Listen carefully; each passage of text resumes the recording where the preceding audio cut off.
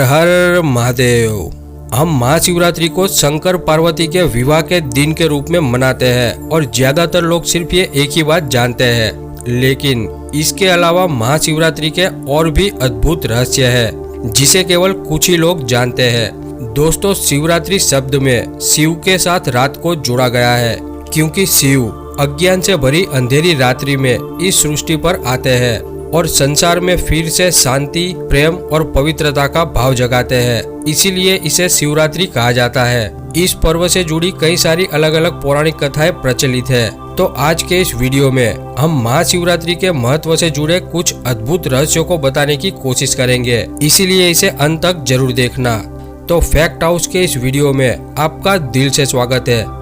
वैसे तो हिंदू पंचांग के अनुसार हर माह के कृष्ण पक्ष की चतुर्दशी तिथि को मासिक शिवरात्रि होती है, यानी अमावस्या से पूर्व का एक दिन मासिक शिवरात्रि के नाम से जाना जाता है। तो इस हिसाब से देखा जाए तो पूरे साल में 12 से 13 शिवरात्रि आती है, लेकिन इनमें से फाल्गुन माह के कृष्ण पक्ष की चतुर्दशी तिथि को आने वाली शिवरात्रि को महाशिवरात्रि के रूप में बड़े धूमधाम से मनाया जाता है, क्योंकि शास्त्रों में बताया गया है कि इस रात्रि को ही शिव खुद हमारे अंदर मौजूद पार्वती रूपी शक्ति से एक होने के लिए सृष्टि पर आते हैं।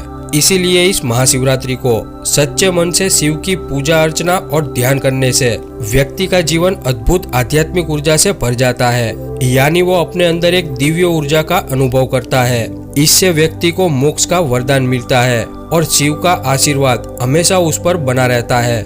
इसीलिए सनातन धर्म के सभी आध्यात्मिक पर्वों में से महाशिवरात्रि का पर्व सबसे महत्वपूर्ण और सबसे ज्यादा फलदायी माना जाता है। तो एक कथा के अनुसार फाल्गुन चतुर्दशी तिथि पर भगवान शंकर ने वैराग्य जीवन छोड़कर मां पार्वती से विवाह करके गृहस्थ जीवन में प्रवेश किया था। इसीलिए इस तिथि को भगवान शंकर और मां पार्वती के विवाह की खुशी में बड़े धूमधाम से मनाया जाता है, क्योंकि इसी दिन भगवान शिव मनुष्य में मौजूद पार्वती रूपी शक्ति से एक होने के लिए इस सृष्टि पर आते हैं। इस दिन जगह जगह पर शिव भक्त शिव की बारात निकालते हैं और शास्त्रों के मुताबिक इस दिन व्रत, पूजा और ध्यान करने से वैवाहिक जीवन से जुड़ी तमाम तकलीफें दूर हो जाती है और दाम्पत्य जीवन में खुशी और सुख समृद्धि आती है, क्योंकि शंकर पार्वती के विवाह से महाशिवरात्रि के दिन इस पूरी सृष्टि में प्रेम, शांति, सुख और समृद्धि का प्रभाव बढ़ता है। पुराणों में बताया गया है कि भगवान शंकर अपने गणों के साथ वैरागी रूप में बारात लेकर मां पार्वती के घर जाते हैं। तब उन्हें देखकर सब लोग डर जाते हैं। केवल मां पार्वती ही स्थिर रहती है और सोचती है कि अगर यही मेरे स्वामी है तो मुझे ये स्वीकार है।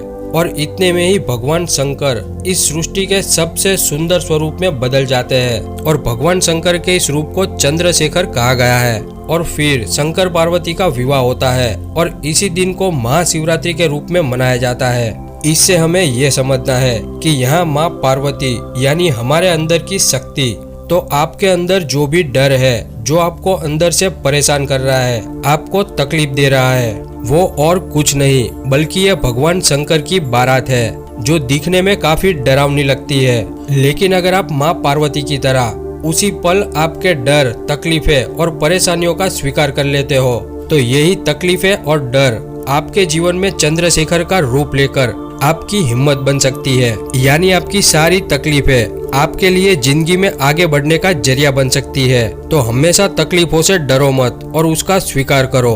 दूसरी एक कथा के अनुसार जब समुद्र मंथन के दौरान कालकूट नाम का विष निकला था, तब शिवजी ने उसे ग्रहण किया था और पूरी सृष्टि को इसके प्रभाव से बचाया था। और जब सृष्टि सुरक्षित हो गई, तब शिवजी ने बहुत ही सुंदर नृत्य किया था, जिसे देखकर शिवगण और सभी शिव भक्त बहुत ही खुश हो गए और उस रात उत्सव मनाया। और फिर हर साल इसी दिन बड़े धूमधाम से शिव की पूजा अर्चना की प्रथा शुरू हुई और इसी प्रथा को शिवरात्रि के नाम से जाना जाता है, जिसे आज भी बड़े धूमधाम से मनाया जाता है। तीसरी एक कथा के अनुसार एक बार जब किसी कारणवश प्रजापति दक्ष ने चंद्रदेव को क्षय होने का श्राप दिया था, तब चंद्रदेव का शरीर पूरी तरह से नष्ट होने लगा था, जिसके चलते पूरी सृष्टि में चंद्र का प्रभाव खत्म होने लगा और पूरे संसार में तकलीफों वाला माहौल हो चुका था। तब सभी देवता और ऋषियों ने शिव की शरण ली और उनसे इस समस्या का निवारण करने की प्रार्थना की। तब सभी की प्रार्थना सुनकर भगवान शिव ने दक्ष के श्राप का प्रभाव कम करने चंद्रदेव को अभयदान का आशीर्वाद देकर उन्हें अपने सिर पर धारण किया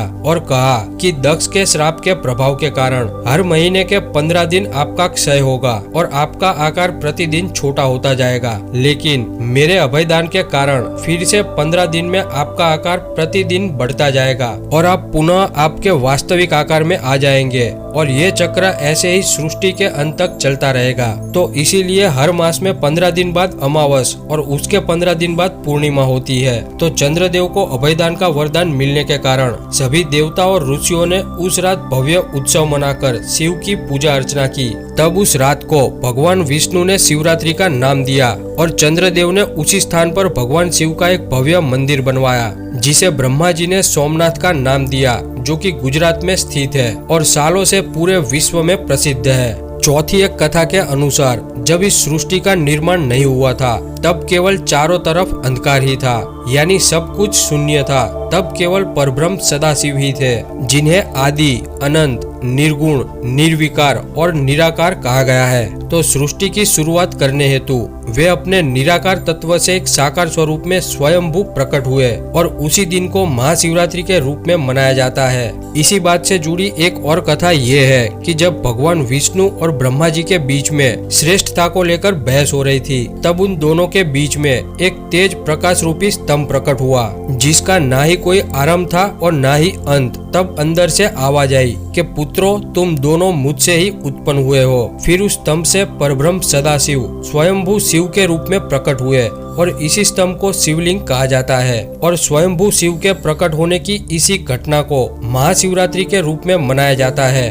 दोस्तों, आज विज्ञान भी इस बात को मान रहा है कि यह पूरी सृष्टि एक प्रकाश बिंदु से ही उत्पन्न हुई है, जिसे सनातन धर्म में बिंदुनाद कहा गया है, जिसमें बिंदु अर्थात शक्ति और नाद अर्थात शिव है और शिव शक्ति का ये मिलन ही शिवलिंग है, जिससे ये पूरी सृष्टि उत्पन्न होती है। तो विज्ञान के हिसाब से महाशिवरात्रि की रात को ग्रह का उत्तरी गोलार्ध इस प्रकार अवस्थित होता है, जिससे मनुष्य के भीतर की ऊर्जा प्राकृतिक रूप से ही ऊपर की ओर उठने लगती है। यानी महाशिवरात्रि एक ऐसा पर्व है जिस दिन प्रकृति खुद मनुष्य को उसके आध्यात्मिक शिखर तक पहुंचने में मदद करती है। शिवरात्रि यानी वो रात जब सारा संसार अज्ञान रात्रि में यानी माया के वश में हो जाता है, जब सभी आत्माएं 5 विकारों के प्रभाव से पतित हो जाती है, जब पवित्रता और शांति का सत्य धर्म और हमारी आत्मिक पहचान हम भूल जाते हैं। तब ऐसे समय पर हमें जगाने और विश्व में पुनः शांति, प्रेम,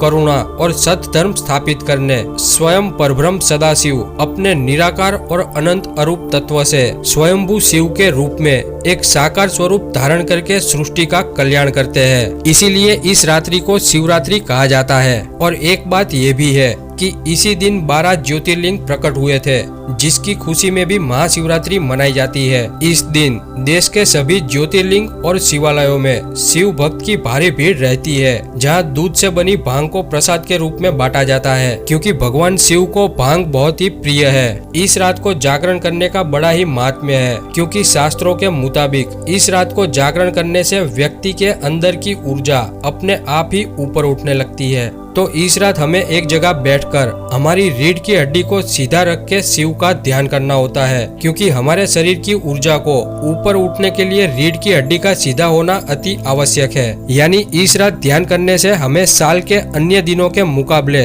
अनेक गुना ज्यादा लाभ मिलता है, क्योंकि पूरे साल में सिर्फ इसी रात बन रही ग्रहों की स्थिति हमारे भीतर की ऊर्जा को अपने आप ही ऊपर उठने में मदद करती है और ये बात साइंस ने भी प्रूव की है। दोस्तों, महाशिवरात्रि के दिन गुजरात के जूनागढ़ में नागा साधुओं का भव्य मेला लगता है, जहां देश भर के अखाड़ा के नागा साधु बड़ी मात्रा में एकत्रित होते हैं। महाशिवरात्रि नागा साधु, तपस्वी, सन्यासी और साधकों के लिए पूरे साल की सबसे पवित्र रात होती है। इसी रात वो जागरण करके शिव की ध्यान साधना में लीन रहते हैं। तो महाशिवरात्रि की इस पवित्र और दिव्य रात को आप भी शिव की पूजा अर्चना और ध्यान करके इसका लाभ अवश्य ले। दोस्तों, हमने हमारे भीतर मौजूद शक्ति, जिसे कुंडलिनी शक्ति कहा जाता है, उसे कैसे जागृत किया जाता है और उसके जागृत होने से क्या क्या लाभ होता है, उस पर भी एक वीडियो बनाई है जिसकी लिंक आपको डिस्क्रिप्शन में मिल जाएगी, तो उसे एक बार जरूर देखना। तो दोस्तों, मैं ऐसे ही सनातन धर्म के ज्ञान पर वीडियो बनाता रहता हूँ। अगर आपको मेरी वीडियो अच्छी लगती है तो वीडियो को लाइक करें, ज्यादा से ज्यादा शेयर करें और चैनल को सब्सक्राइब करके बेल आइकॉन जरूर दबाएं। तो मिलते हैं अगली वीडियो में। ओम नमः शिवाय। हर हर महादेव।